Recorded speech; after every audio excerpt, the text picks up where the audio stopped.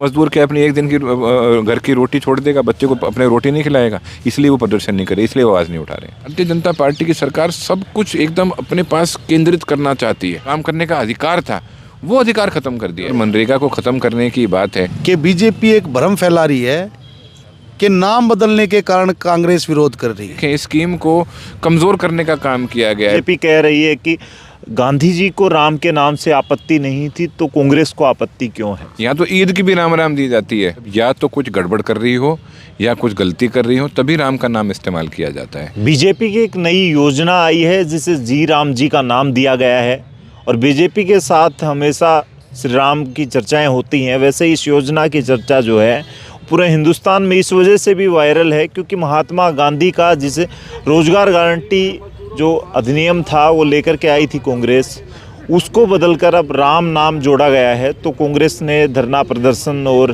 Press conference शुरू की थी। आज एक उपवास किया जा रहा है और भिवानी के नेकीराम शर्मा लाइब्रेरी जो है वहाँ पर हम महात्मा गांधी की मूर्ति के नीचे बैठे हैं। यहाँ एक उपवास चल रहा है।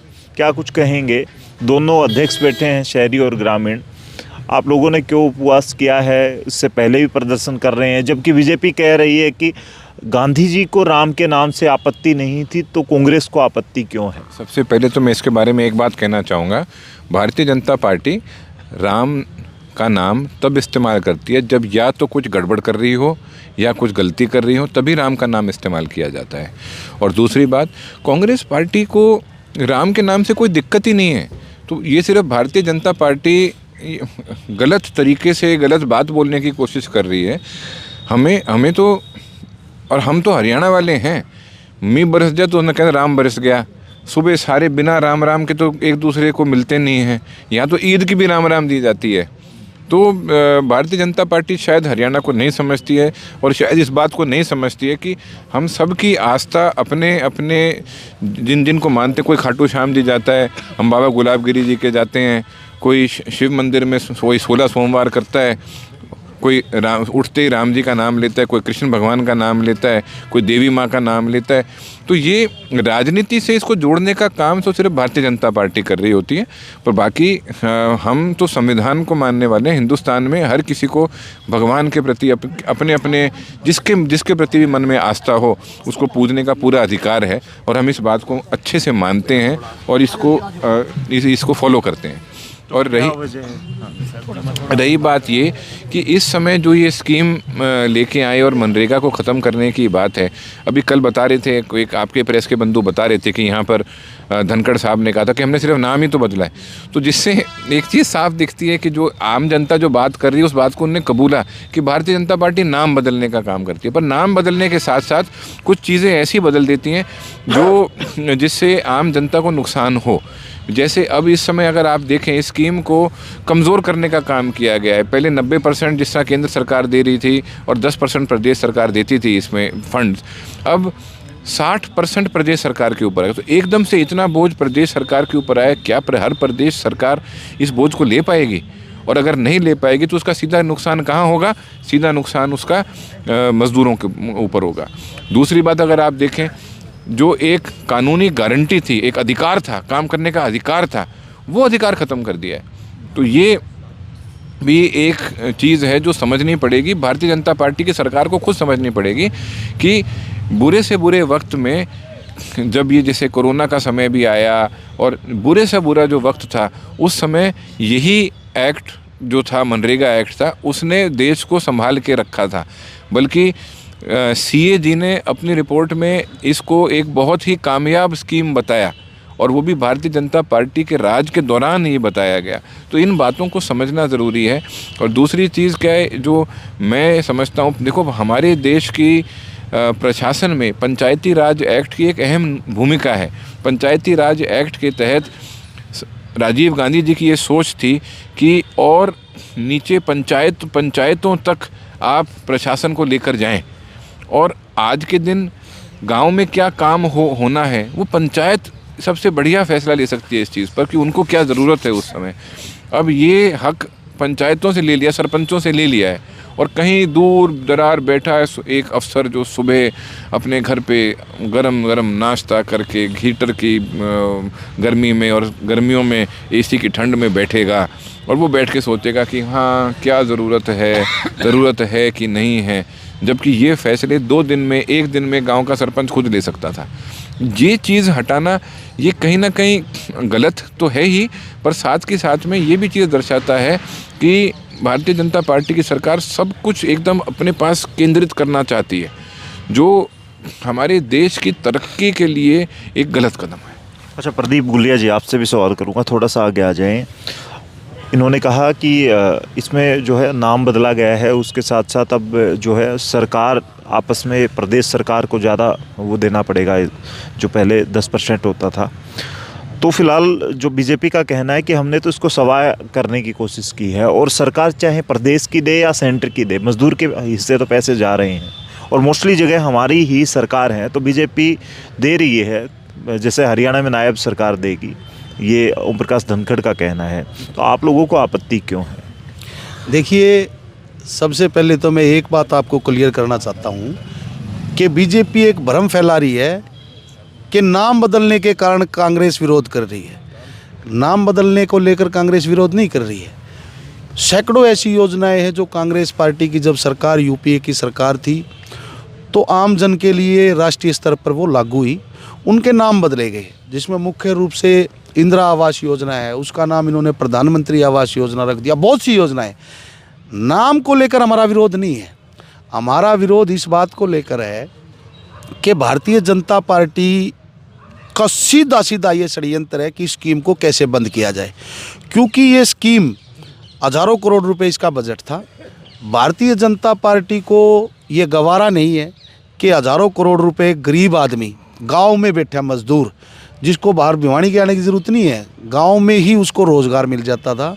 खासकर महिलाओं को जो गांव में ही काम करके 100 दिन का रोज़गार उनको मिलता था, ये पूरी तरह बंद करना चाहते हैं, क्योंकि 60-40 का रेशो इन्होंने रख दिया। पहले 100% केंद्र सरकार इसमें देती थी, अब इन्होंने 60-40 कर दिया। 40% स्टेट को देना पड़ेगा। स्टेट पहले ही कर्जे में डूबा हुआ है, तो स्टेट ये कह देगा कि हमारे पास पैसा नहीं है। दूसरा, जैसे हमारे भाई अनिरुद्ध जी ने अभी बताया आपको कि भाई दिल्ली में बैठे एक बाबू, दिल्ली में बैठे एक अफसर कैसे तय करेगा कि भिवानी के किस गांव में क्या ज़रूरत है। इससे पहले क्या होता था, सरपंच और ग्राम पंचायत की जो कमेटी मेंबर होते हैं वो खुद तय करते थे कि भाई ये मनरेगा के तहत हम काम करवाएं, जिससे गाँव के लोगों को रोज़गार मिल सके। इसके अलावा एक इसमें इन्होंने अमेंडमेंट और कर दी कि ठेकेदार जो काम करेगा, बड़ा ठेकेदार, छोटे मोटे ठेकेदार नहीं, बड़ा ठेकेदार, जैसे आज हिंदुस्तान में 1100 काम ऐसे चल रहे हैं जो केंद्र सरकार की निगरानी में चल रहे हैं, उनके ठेकेदार प्राइवेट बिल्डर्स हैं, उसमें भी मनरेगा मजदूर काम कर सकेगा। तो पैसा तो देगी गवर्नमेंट और फ़ायदा मिलेगा ठेकेदारों को। आप क्यों छेड़छाड़ कर रहे हो? आपको क्या ज़रूरत पड़ी थी इस योजना के साथ? आप करते, आप इनका जो मानदेय था उसको बढ़ाते, हम भी कहते भाई हाँ बीजेपी सरकार ने अच्छा काम कराया। इसके पीछे इनकी मंशा छुपी हुई है। मैं आपके माध्यम से विनोद जी बताना चाहूँगा, जब काले कानून कृषि के लेकर आए थे तब भी इन्होंने अपने मंत्री, विधायक, सांसद सबकी ड्यूटी लगा दी थी।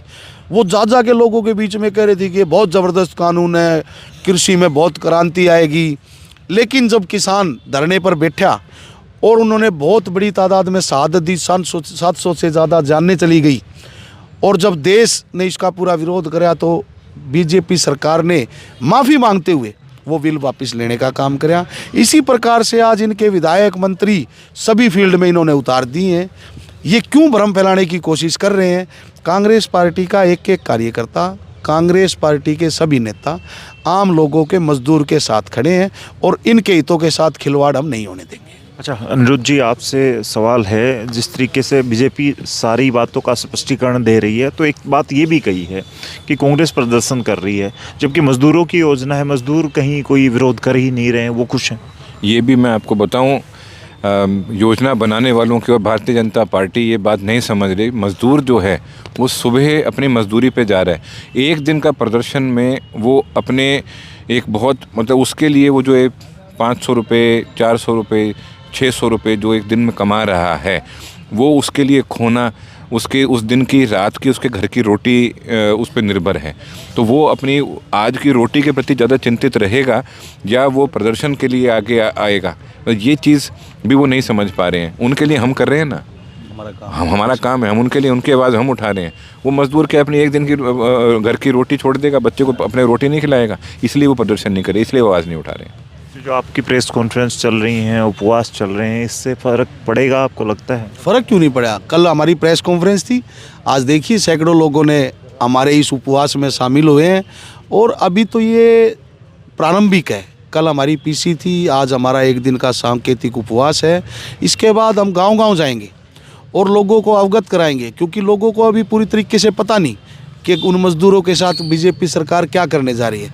और ये जो बीजेपी के मंत्री जो ये आके प्रेस कॉन्फ्रेंस करते हैं, ये जाए ना गांव में, एक बार जाके बताए कि 8 लाख मज़दूर इसमें पंजीकृत थे, 2100 मज़दूरों को सिर्फ इन्होंने दिए।